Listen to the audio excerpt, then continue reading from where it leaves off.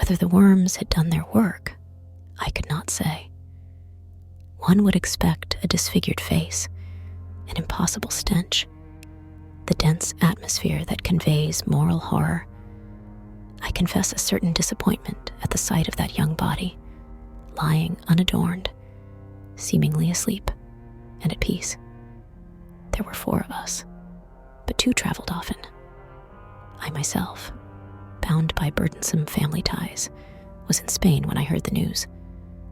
But chance had it that I had just boarded my return flight and arrived in time to see her barely 2 hours later. She had been dead for a week. D had arrived from Ottawa and had greeted the heir, as is his wont, with sincere affability. Her door was open, but there was no response. Only he, as was known, appreciated the fraternal air of open doors, but that did not mean anything.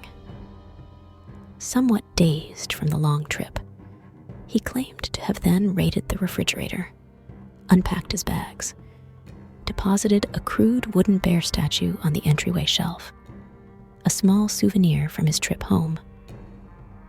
Only hours later, after running some errands in town, did he want to chat, and peeking decorously into her room, saw her.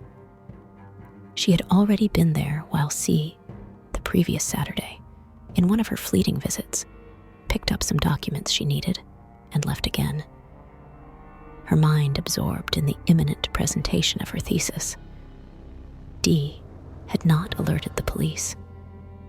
He did not know or did not want to say why, although deep down, I appreciated being given the chance to absorb the scene before the official urgencies.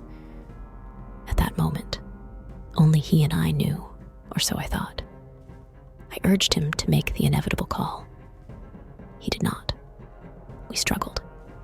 He confessed jealousy, resentment. The subsequent investigation would reveal everything, shamelessly. He had not returned from Ottawa. He had never left. The wooden bear had been brought by her girlfriend. It was the love trophy that sealed his defeat. I also learned that C, during her fleeting visit, had wanted not to see, but, true to her habit, had seen.